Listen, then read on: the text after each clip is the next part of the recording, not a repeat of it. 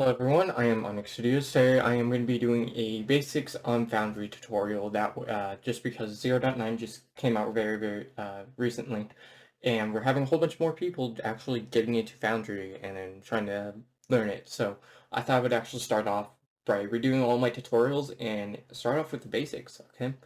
So I'm assuming you already have Foundry installed. I'm assuming you got everything set up. You got some ideas across. Okay, I'm starting off with the install system part. Okay, I know a lot of people have already done this, but right here, yeah, you can see I'm on the game systems here, but then you can hit this install system here, right? So you're gonna see a whole bunch of systems here, but we're not really gonna be downloading any of these. Of course, I mean, there's a whole bunch in here like Dungeons& Dragons 5th edition or Pathfinder 2nd edition. That's if you're going to be playing those systems, but since we're going to be playing DC20, we'll just search up DC20 in this search bar here, and then click install, right? So simple right there, and then we can close this out, and right here you can already see it's installing the package. So after the package is done installing, you should see the game system right here, but even if you don't see it, it's as simple as just clicking off the add-on modules and then clicking back, and then you'll see it.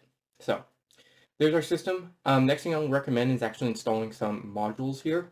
And these are going to help enhance what the system can do, either by giving you more content or just making it easier to do things. So right here, we're going to click this, we're going to, on the add-on modules page here, and then we're going to click install module, right? So some of these modules I'm going to be using for tutorial purposes, and I'll mention which ones I'm going to be using for tutorial purposes, just so then you guys know, hey, this is this module, this is that module, right off the bat. So first off, we're going to install some DC20 modules. So these aren't going to be for tutorial purposes at all, except for maybe mine, because I am going to showcase macros, and my module does have some of those. So if I want to like give a real brief example, I'll probably just use mine for that. So over here, you can just search DC20, and you'll immediately see a whole bunch of modules right here ready to be installed. So the first one we're going to install is this Raven Quest, RAVN Quest of Monsters, right? This was actually made by SirNiloc, which he does some amazing work on modules and whatnot. He 100% recommends supporting him on Patreon, which will be linked in the description, of course. He does amazing work. So we'll install this, of course. Love every module he has made, especially the Deathless Ancestry, which I'll talk about that a little bit later. So immediately you can see these dependencies. Now these dependencies can also be disabled. So if you don't want like a certain dependency to be enabled, you can just click off one of these checkboxes. I do recommend like this one here. This one's just optional, right? But since this one is required, I can't check it off. So I can check off this optional one, which is good because about face can sometimes mess up just token artwork itself. And if you're using top-down tokens, 100% recommend about face. If you're not going to be doing that and are actually going to be using profile token artwork, then I would probably just recommend getting uh, just disabling that one. So yeah, we'll install selected dependencies automatically there. Okay, and you can already see it's installing. Next one, I also should probably bring this up. If you want to know what exactly the module has, you can actually click this little thing right over here, and it will actually showcase what exactly this module is like on the Foundry page and give you a better description on some stuff, right? So that is very worth noting. So we can go back to Foundry and actually I'll click this one here to showcase what exactly this one would do. Because this one actually has a, like, oh yeah, Hunger, what exactly does this include? Oh cool, 3 ancestries, 3 classes, 13 subclasses, 100 monsters, 3 summons, 82 magic items, 35 spells, and 5 cantrips. Yeah, I mean, why not? I mean, I want all of that content there. I'm going to be installing that there. So yeah, that's definitely worth something knowing in there, especially if you like look at other people's content like the spells here. You can actually see exactly um, uh, exactly content it might include.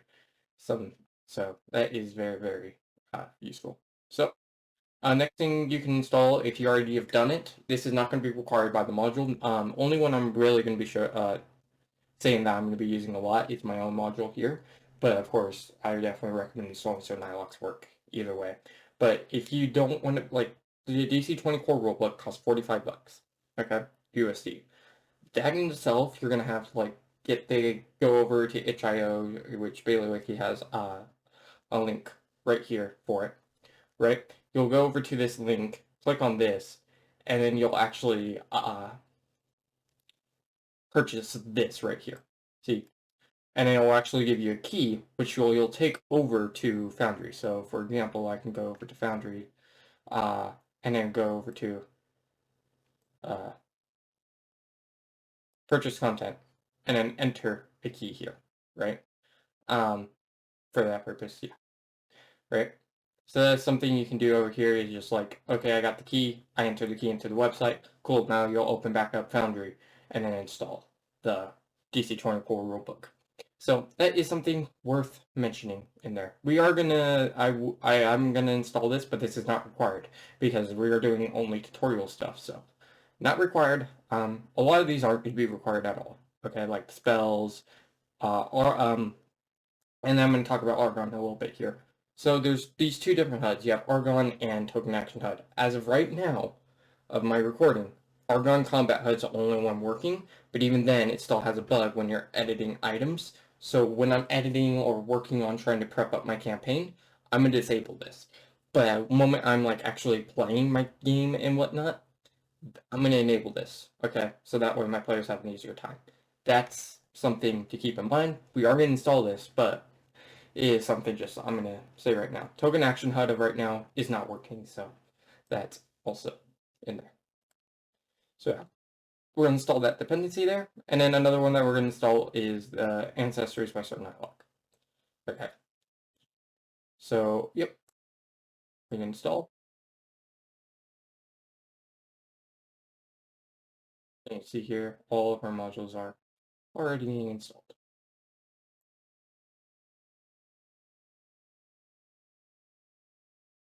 There we go. And now we have all of those. Next up, I'm going to recommend a few modules of my, some stuff I use a lot of the time. And these are ones I'm going to, like, say right off the bat, are going to be required by the tutorial I'm doing. Okay, these are, like, if you're wondering, hey, how exactly am I doing this? This is just because of some of these specific modules. It's called Combat Enhancements, so let's install Combat Enhancements. So this will actually allow you to drag and drop your initiative, characters to your initiative and whatnot, instead of having to right-click them and then, like, actually type it in their initiative order. So it is a useful one to immediately have on here. Another one is going to be Carousel.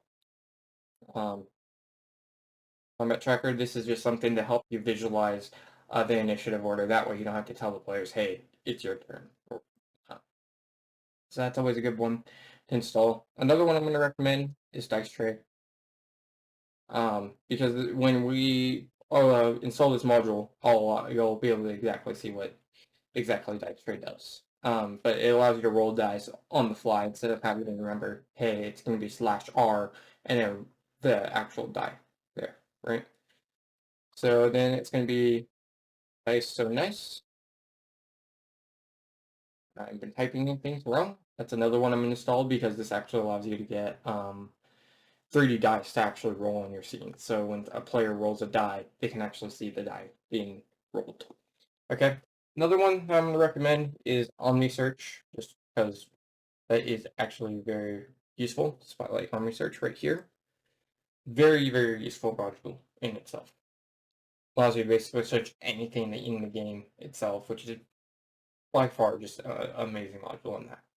And then, of course, we want to grab some BaileyWiki stuff. We are going to grab his free maps pack here.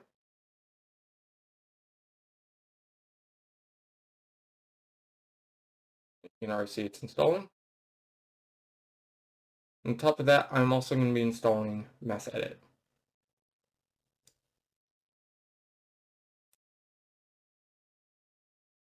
And we'll install the dependency. So that's another one that we probably get. And then I'm also going to be installing the nuts and bolts over here too. So all really good stuff in itself, right? Another one I'm also going to recommend is going to be Monk's Active Tiles. Because I know Foundry already has these, but I seriously can't. Like, I've been using Monk's stuff, so I've just been, using a lot of Monk's Active Tiles for so long that half the time I just I don't ever disable it because it's a good module. It's a really, really good one. And then, of course, another one that we can automatically get module that you might want is Tokenizer. Here we go. So we'll install that. This actually is a very, very useful module in itself because it allows you to basically get your, like, let's say you're a profile for that token. Instead of it just being a square, you can actually make it look like a token, which is really, really cool. So those are all our modules that we'll be installing. As you can already see, we have like 22. That's still not as much as what D&D would have. So we'll go to our game worlds here, and then we'll hit Great World. Great, we can enter a world title, which we can just call this DC20 tutorial. And then we can also choose the game system, right? So we're going to select DC20, right? On top of that, you can also change the background image, so you could like post this and choose the file. That's always an option. And then, of course, you also have your drawing page themes, and then your next session, and then, of course, a world's description. So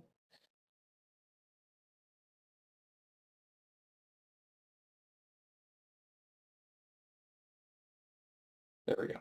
And then we'll create the world, and then we'll hit Launch World. And immediately you can already see that the world description I inputted is already there. So, and then I can click on this Join Game Session part here, and then click on Game Master, and then just hit Join Session. Game Master does not have a password. So, okay.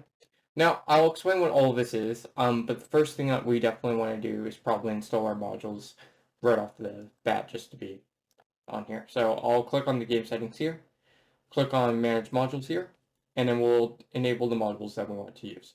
So I'm going to enable SirNiloc stuff. I'm going to keep Argon disabled for now, unless we need it, but we're not going to need it for this. We'll enable BaylorWiki's content here. We'll enable Carousel Combat Tracker, Combat Enhancements, the DC24 rulebook, again, not required. The Devon Knight's free tokens, disabled. We'll enable all that, we'll enable that. We'll enable my homebrew modules, SirNiloc stuff again, Spotlight on Research, and then Tokenizer. Then we'll hit save, and then hit yes. Immediately you can see the chat log got filled up quite a bit. We can actually, right over here, we can actually hit clear this chat log. So now let's get into what all of this is. So right here you can see the chat log, okay? Really cool thing about the chat log, you can actually just type in something in here. Let's say just say hi, and then we'll click enter, and then you can see here it pops in there. Another thing you can do, since we have Dice Tray as one of our modules, we can actually click this little button here and then hit roll, right? And over here you can see this is from Dice to Nice, which gives us a 3D dice, and we can actually drag and toss it around. So if you're bored, you can always just throw a die around. Okay. You can also roll to like at advantage, so you can just keep highest there, and then of course decide what the modifier should be. Right? So that is just something really, really cool that you can do. And with that. Next up, you're going to have your combat encounters. This is actually how you need to set up your encounter when you're having your players battle an enemy. So yeah, you can click on this create encounter here, enter initiative DC, and get some enemies in here, but we're not getting into that. We're going to click this little get in button here. But yeah, that's for a later date. This is actually where you're going to input your scenes, so if you have battle maps or stuff like that, this is where you're going to find them. Then over here you have your actors tab. This is actually where you have to create your monsters or have your players create their player characters via this open character creation wizard over here. Okay, that will be in the next tutorial when we start explaining character creation and all that. Then over here, you can see your items tab. This is actually where you're going to come to create like items or whatnot. Half the time I'm going to recommend compendiums, but you can of course do it in here as well. Okay, on top of that, I also recommend keeping everything in folders because organization is very, very important. So if you were going to create some items, I recommend actually putting them inside folders as well. That way you keep them all organized. Over here, you can actually find where you're going to be able to create journals, right? This is actually very useful. If I were to click create journal entry, I could create something like recap, right? And then I can create this journal entry here. And then I can say, okay, session 1, okay? And I can choose whether or not this needs to be a text, PDF, image, or video. And I actually click this add page in order to pull up this here. But yeah, I could click create, and we're doing a text, and then I could just say last session they destroyed the village. Why? I have I put on caps lock. I have no clue. And then we can actually click this little save here, and then we can hit close, and right here you can actually see this right here. Right? And we'll close that. Another really cool thing is you can actually right click this and then hit configure ownership, and you can actually allow players to actually view these notes. So let's say you have a certain note that is on a table. You could actually click this and configure the ownership and then give it to your players if they found that note on that table. Okay. Another thing you have is the roll tables here. These are most likely stuff that you're not going to use, but it's definitely something to keep in mind. So let's say if I wanted to create like a random encounter table, random encounter, I could create a roll table here and call it random encounter, and I could hit create new roll table. And then over here, we can actually change the icon of this if need be.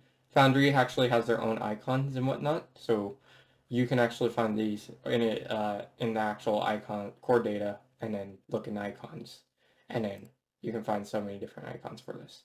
So I'm going to just do a creatures here, and you can see I clicked on this 4 squares. That way it gives me a better view of all the icons, right? And I'm just going to go with something like, I don't know, let's go with that. So yeah, we can click on random corner, and then we can say, yeah, let's make the roll table be like 1d20, right? And then of course we can also add results into here as well. So we can add these 3 results if we need be. So let's actually make it 4. So I could say, okay, wolf, and this would happen at the range of 1 to 5. Right? And of course, you can also add a weight to it as well, which is very, very useful if you need to get a little bit more precise. Then on this one, we could just say, for example, say a giant, which could happen at 6 to 10. And then over here, we could have, I don't know, let's go with a simple thing like a bandit. And then we could have that happen at a 11 to 15 range. And then over here, we could just say something like goblin. And then we have that happen at the 16 to 20 range, right? And then we'll click update. And then once we hit roll, you can see it's actually rolling this. And in here, you can see the text says bandit. So if we need to create a random encounter table, like you don't know exactly what kind of enemy to use, this is actually a good spot here. Right? Really, really cool.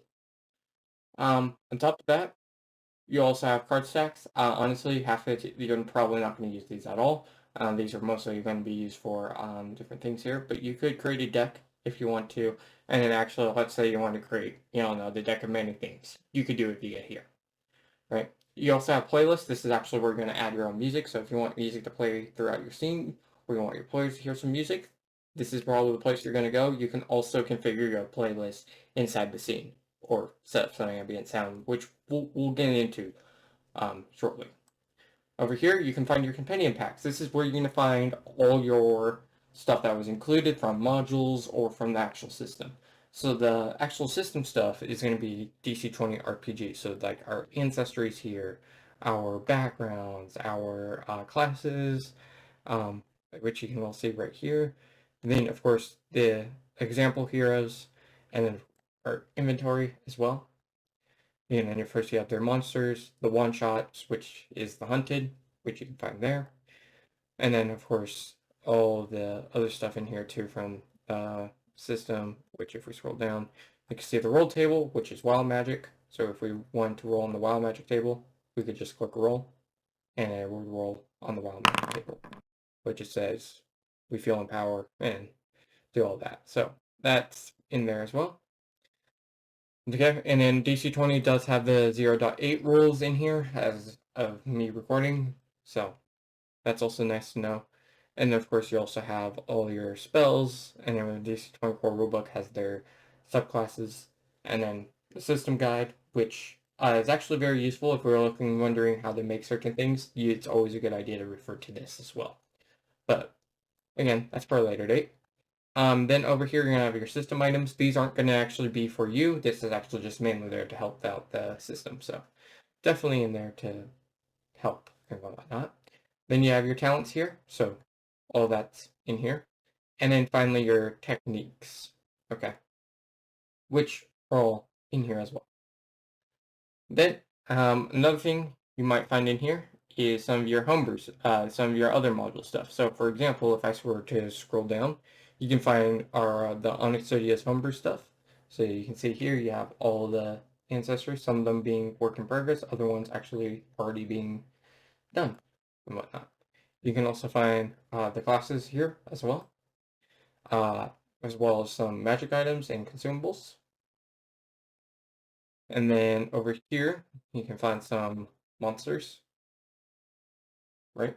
So all good stuff there. Another one that you can find in here is those OSH notes, which actually gives you guides on a lot of different things. Then on top of that, you can actually go find our spells here, which has, as of me recording, 35 spells and in fact cantrips. And then you can also find the subclasses here as well for the homebrew classes, as well as having one subclass for the spellblade, right? So that's all in there as well. And then you have the summons for the summon undead spell, and then actually the subclass for the artificer, right? All is in there. And then of course after that you have the RAVN quest monsters, which is stuff that SirNiloc has made. This one is actually the Kushurlu monster is by far a really, really cool one. So all stuff in there as well. And then of course you have your monsters loot, which has nothing in it at the moment. And then you also have monster abilities, which has all kinds of stuff. So if you need to build up a monster quickly, this is probably where you can find all their abilities and just stuff to make things easier. Plus, the monster category helpers are actually very, very useful as well. So that is worth keeping in mind. Also, you're gonna see some other stuff here. So SirNiloc also has his ancestry, so you can see the Deathless ancestry right here. And then of course you can also see SirNiloc spells, which you can already see all the spells that he has in here as well. Right. And then that is pretty much it for all the compendium stuff. You also have your spell sectors, which like animate weapon or animated objects. Okay. So all that's in there, all of it set up. So let's get into how to create a scene, okay? Because you're most likely going to want this to actually help out your, actually visualize a lot of the stuff that's going on. So there's multiple ways. Sometimes you can get these via modules, so like the Bela Wiki content here. In here you can see there's some scenes that are free. So we'll go to our scenes, or we'll actually open up his free scenes compendium, and then we'll go to our scenes here. And then we'll actually just drag and drop one of these to our scene. So let's drag and drop this one. And then we can also just right click the scene that we just drag and drop and then hit toggle navigation. And it should appear right here. And then we can actually click on this to view the scene. Okay. So one thing you can do in here is actually click on this little ruler here and then allow you to actually measure the scene. So this is actually very, very important because sometimes scenes will have these be measured in feet instead of spaces when it comes to the DC20 system. So I'm going to mention this here. So we're going to go to the settings here and hit configure settings. Because the DC20 settings are actually very useful to know. So I should have mentioned these before because these are settings I'm going to enable right here and now. So one which is snap movement, okay, because this will actually make it easier for tokens to be able to move. Then we're also going to say when actors in combat to use the movement points. I'm also going to say allow for movement move action pop-up. We're not going to disable difficult terrain because that's needed. Enable position check, I'm going to enable here as well. So this is just for like flanking and whatnot. And then of course, we're going to enable range check. Okay, this is why this is a problem. So if your scene's measured in feet, this range check is going to not work properly. Then we're going to also hit run roll level check automatically. That way we don't have to click that magnifying glass as players still manage to miss it even when it has this red blinking light. Okay. And then we'll also use outside combat rules, especially since this helps us test out stuff and whatnot. But it uses outside combat rules for AP, MP, and SP. So that is definitely useful to have. And then we'll hit save settings, and then we'll go back to our scene. So over here, you can see the scene's measured in feet, right? So one of the things that I'll do in here is actually right click it and then click configure and then go into grid. And then we'll change the distance from 5 to 1. And then we'll change it to spaces instead of feet. That way our scene now uses the correct units. And then we'll hit save. And now if I use this ruler here, you can kind of see how many spaces are in here, which is some really, really cool stuff, right? So with that being said, that's all that's in there. And now we'll get into the other ways you can get a scene. So we'll actually open up our compendium packs here. And another way you can do this is just by importing an adventure. So you can click on the one-shots tab here, click on the hunted, and then we'll click on import adventure. And then in here, we'll close this out. You can see now we have the hunted map right in here as well. And if I were to want to view the other scene, like conflict, for example, I can see it right here, right? So all those are appearing in there, and you can also see added some actors in here as well, like the rival party and the crisis, and created them in folders, and as well as added rewards items in here as well. So all that's very, very useful. Now there's another way you can create a scene, and let's say let's say for instance here, you have a scene on Patreon, right? Let's say you have a Patreon creator who's making scenes and whatnot, battle maps, and all you have is like the image. So for example here, I could actually download one of these images here. So for today, I'm actually going to use that ice cave here. And I could download this image, right? So I'll hit save. And you can see it downloaded that image. And we'll go back over to Foundry and actually hit create scene, right? And then we'll just label this as ice cave. And then hit create scene. And then over here, you can already see some stuff that we can do here. If you don't want your players to actually see the name of the scene, you can just put navigation name question mark, and or name it something else to deter them. Another thing that we can do is change up the background image. This is actually how we're going to make it show the scene. So over here, we're going to go to user data, and then we're just going to choose a file. You can also just use a if you have another folder in here, you could also use that. But we're going to just choose a file here, and you can see our ice cave is right there. So we'll select that, and then we'll hit select file. And then that is it. We'll hit save changes. And over here, you can already see our scene, right? So we'll click this, and immediately you can see here's our scene right here, right? So you have all like this ice cave and everything else right here. So another thing, you can create a scene as well. So let's say you have the scene on Patreon, right? And sometimes there is Foundry VTT integration, and the way you can use this is by finding a .json. So if there's a .json in here, you can actually click this, and then we'll hit save as, and we'll save it. And then we'll create a new scene, right? But it doesn't matter what we name the scene because the .json will already rename it for us. So we'll just call it S just because it's a random key here. Then we'll close this out because we're not going to do the background image yet. We'll do that after we import the .json. So we'll hit import data, we'll hit choose file, and then we'll select this .json we got, and then we'll hit import.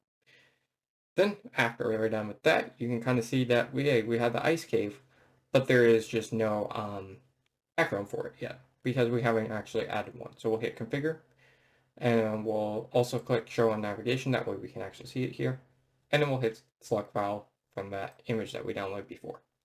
And now you can see that we have this actual ice cave here. Now this is actually, you can notice a little bit of difference. So this ice cave looks a little bit more brighter and definitely looks like it has some lighting and whatnot, right? Another thing to note is that there's actually walls in here. So you can see here that walls were made for this scene because we imported this .json. Okay. Another thing to note is that this scene is still probably going to be using feet, so you always want to ensure that you are still using spaces. So we'll convert this to actually being 1 spaces, and then we'll hit save changes. And there we go. Now we're using spaces, and you can see we have lights. We have all of this in here. So this is our entire scene for our Farscape here, right? So let's get into this. So I clicked this little wall controls icon to actually bring up the walls, right? So you have multiple things that you can do. So I'm actually going to go back to our question mark one. That way I can actually showcase scenes. So in here you can click on basic walls and you can actually draw a wall onto the scene, right? So and then I can draw this wall here. And then if I want to, actually draw it from this point, I can actually hit hold control and then click.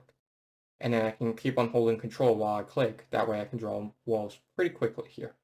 So as you can see, I'm actually drawing walls really, really fast just because I have control enabled, and it kind of allows me to just kind of point and click where I need those walls to be. So that is very, very useful if you're like building a scene and you need, like, they don't actually have the walls or anything in there. You can immediately just build these pretty quickly just by hitting control and click. But again, sometimes it might take a while depending on how big the scene is and just how much work you're willing to do. Okay. Another thing you can do is enable terrain walls. Now these are very, very useful for a rock, for example. So let's say you don't want your players to enter this, but you do want them to at least see the artwork of the rock. You could actually create this terrain wall and it'll still see the artwork of the rock, but won't see anything that's behind the rock, right? Which is very, very cool there. So you can just draw this little outline around the rock. And I'm still hitting control on here, by the way, to draw this outline. But yeah, now your players will only be able to see the rock and whatnot. And I'm actually going to showcase this via an example character. So I'll open up the compendiums, go to example heroes, and just drag and drop one of these actors here. So I'll drop that guy. And then in here, you can kind of see everything here. I think there's a token vision. There we go. So if your token does not have vision, you'll want to enable that. So you can see that there's basically no light in the scene. This is actually something that can be quite a problem. It depends whether or not you want light in here or not. If you want to draw a light source, you can. So I could draw in, like, let's say this light source here. And then I can also double click this light source and then change the light color as well if I wanted to. So let's say if I wanted it to be blue, I could do that and then hit save, update. And also worth noting that I clicked on this little lighting controls button here for that. But now if I press on the actor, you can kind of see that lights being in there, right? But for the example here, if I were to, another thing you can do, I'm going to actually disable this light. So yeah, I should have mentioned this. Sometimes tokens won't obey vision properly, so you will, of course, have to make sure they click on this little prototype token on their character sheet and make sure vision is enabled. Okay. So one of the things that you can actually do to make sure a scene actually is full of light, you can actually go to your scene, right-click it, hit configure, and go to lighting, and then you can also click on global illumination. That way you don't have to add lighting in it. But you can see here that the token can't see anything past that point. So if I were to add, let's say, for example, I don't know, the crisis back here, it can't see the crisis at all. Okay, that is definitely something worth noting about terrain walls itself. Okay, another thing that you can do is actually add invisible walls. So if I were to have a bridge, but I don't want my players to accidentally fall off of it, I can actually add these into here, and then they will not be able to fall, right? They can still see the scene perfectly fine. It just actually just adds an extra barrier in there. Another thing that you can do is add ethereal walls. These are actually very, very good because let's say you want a doorway to be like a wall here, but this would actually block sight and hearing, but they can pass through it. So they can accidentally walk in here and just find like a secret room or something. Another thing that's useful is doors. So if let's say I had do walls here. So let's say I drew a wall here, and then drew a wall here, right? And then I can actually drag this door, and then I can hit Control and drag it onto that point. And now I have a door there. So if I go back to my player here, you can kind of see there's this door here that I can actually press and actually open up, which is very, very useful. Another thing worth noting about doors is that you can double click these and then actually configure the door state, whether it be open, locked, and in your first you can also have different sounds. So like if I want this to be a sci-fi door or a metal door, I could give it those noises as well. So that's very much worth knowing. Another thing you can get is secret doors as well. So kind of like your little ethereal walls, except these doors are secret. So those are very, very useful as well. And then of course you can also draw windows, which allows you to actually block some control what exactly they can see through as well, which is very, very useful to have. So that's pretty much the controls for actual walls here. Then of course we already explained what lighting can do, where you can draw a light source, you can actually double click it, you change the light color on it as well. So let's say if we want red. And then of course you can also say, oh yeah, this is a darkness source. So now it works like darkness, right? But we can do that. And then of course we can also create a light animation. So if I want this light animation, let's say to be a flickering light, I could. Or I could do a bewitching wave, which looks something like this. Or if I want this to, I don't know, be something like a vortex, I can also do that here, right? All really, really cool stuff. Okay. And then of course you also have your advanced stuff like provides vision and then all of the other stuff if you want to mess around with everything else like saturation or contrast. And you see that kind of changes its look a little bit. So we'll delete that light. Then of course you also have your draw ambient sound, right? So these are for like if you need a sound here, so you can actually upload your own sound effects, and when a player enters that area, it'll actually play those sounds. So that's of course worth knowing. You can also, if you have sounds enabled on scene, you can click on this preview ambient sounds and then hover over one of these things here, and it'll actually allow you to listen to the sound. So that is pretty much it within the whole Foundry basics here. Next tutorial will be regarding character creation and discussing all the player side controls. So hopefully you enjoyed this tutorial, and I'll see you in the next one.